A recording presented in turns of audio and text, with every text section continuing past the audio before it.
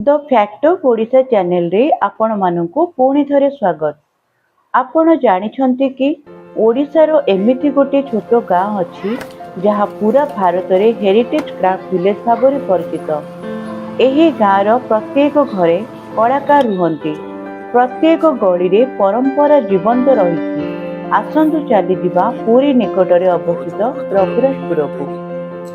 ରଘୁରାଜପୁର ପୁରୀ ଜିଲ୍ଲାରେ ଅବସ୍ଥିତ ଭାର୍ଗବୀ ନଦୀ ତୀରରେ ଥିବା ଏକ ସୁନ୍ଦର ହେରିଟେଜ ଭିଲେଜ। 2000 ବର୍ଷ ପୁରୁଣା କଳା ପରମ୍ପରା ଏଠି ଆଜି ମଧ୍ୟ ଜୀବନ୍ତ ରହିଛି।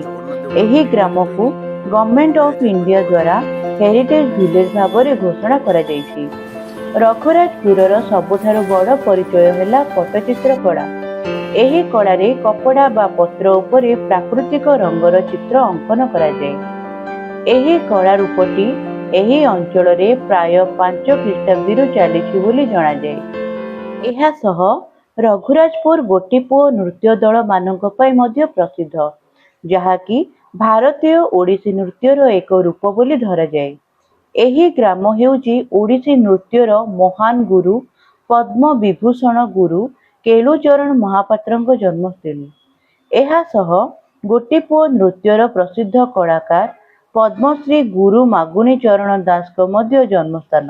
ରଘୁରାଜପୁର ହେଉଛି ଶିଳ୍ପଗୁରୁ ଡକ୍ଟର ଜଗନ୍ନାଥ ମହାପାତ୍ରଙ୍କ ମଧ୍ୟ ଜନ୍ମସ୍ଥଳୀ, ଯିଏକି ଏକ ପ୍ରସିଦ୍ଧ ପଟ୍ଟଚିତ୍ର ଶିଳ୍ପୀ ଏବଂ ଏହି କଳା ଓ ରଘୁରାଜପୁର ଗାଁର ଉନ୍ନତିରେ ମଧ୍ୟ ସେ ଯୋଗଦାନ ଦେଇଛନ୍ତି। ବର୍ତ୍ତମାନ ସମୟରେ ସରକାର ଓ ଅନ୍ୟ ସମ୍ବନ୍ଧିତ ସଂଗଠନମାନେ ଅନଲାଇନ ମାଧ୍ୟମରେ ରଘୁରାଜପୁର ଗାଁର ପଟ୍ଟଚିତ୍ର କଳାକୁ ପ୍ରଚାର ଓ ପ୍ରସାର କରୁଛନ୍ତି। ଏଠାରେ ଘରଗୁଡ଼ିକରେ ରହୁଥିବା ଚିତ୍ରକାରମାନେ ନିଜର ପଟ୍ଟଚିତ୍ର କଳା ଅଭ୍ୟାସ କରନ୍ତି। ଏଠାରେ ଅନେକ ପାରମ୍ପରିକ ଶିଳ୍ପ ଚର୍ଚ୍ଚା କରାଯାଏ, ଯେମିତି ପାରମ୍ପରିକ ମୁଖା, ପଥରର ମୂର୍ତ୍ତି, ଶିଳ୍ପ ମୂର୍ତ୍ତି, କାଠ ଖେଳନା ଇତ୍ୟାଦି। ଏହି ଗ୍ରାମରେ ସ୍ଥାନୀୟ ଦେବୀ ଭୁଆଶୁଣୀଙ୍କ ପାଇଁ ଗୋଟିଏ ମନ୍ଦିର ରହିଛି ଏବଂ ଅନେକ ହିନ୍ଦୁ ଦେବାଦେବୀ ଯେମିତି ରାଧାମୋହନ, ଗୋପୀନାଥ ମନ୍ଦିର, ରଘୁନାଥ ମନ୍ଦିର, ଲକ୍ଷ୍ମୀନାରାୟଣ ଓ ଗୌରାଙ୍ଗଙ୍କ ମନ୍ଦିର ମଧ୍ୟ ଅବସ୍ଥିତ। 2000 ମସିହାରେ INTACH Indian National Trust for Art and Cultural ହେରିଟେଜଙ୍କ ଦ୍ୱାରା ଏହା ଏକ ପ୍ରମୁଖ ପର୍ଯ୍ୟଟନ କେନ୍ଦ୍ର ରୂପେ ପରିଚିତ ହେଲା, ଯାହା ଦେଶ ଓ ବିଦେଶରେ ପର୍ଯ୍ୟଟକଙ୍କୁ ଆକର୍ଷିତ କରୁଛି। ବର୍ତ୍ତମାନ ରଘୁରାଜପୁରରେ ପ୍ରତ୍ୟେକ ବର୍ଷ ବସନ୍ତ ଉତ୍ସବ ପାଳିତ ହେଉଛି।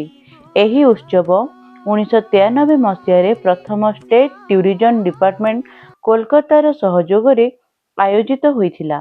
ରଘୁରାଜପୁରର କଳାକାରମାନେ ଜଗନ୍ନାଥ ସଂସ୍କୃତି ସହିତ ଗଭୀର ଭାବରେ ଜଡ଼ିତ ବୋଲି ଜଣାଯାଏ। ରଥଯାତ୍ରା ସମୟରେ ରଥ ସଜାସଜି, ପାଟ ପଟ୍ଟଚିତ୍ର ସବୁ ଏହି ଗ୍ରାମରୁ ହିଁ ଯାଇଥାଏ। ଏହା କେବଳ ଏକ ପର୍ଯ୍ୟଟନ ସ୍ଥଳୀ ନୁହେଁ, ଏହା ହେଉଛି ଓଡ଼ିଶାର ଏକ ଆତ୍ମା। ଯଦି ଆପଣ ଓଡ଼ିଶା ଆସୁଛନ୍ତି, ପୁରୀକୁ ଦେଖି ଯାଆନ୍ତୁ ନାହିଁ, ଥରେ ରଘୁରାଜପୁରକୁ ମଧ୍ୟ ଆସନ୍ତୁ। ଏହି ଛୋଟ ଗାଁକୁ ଆପଣମାନଙ୍କୁ ବଡ଼ ଇନ୍ସପିରେସନ ଦେଇଯିବ।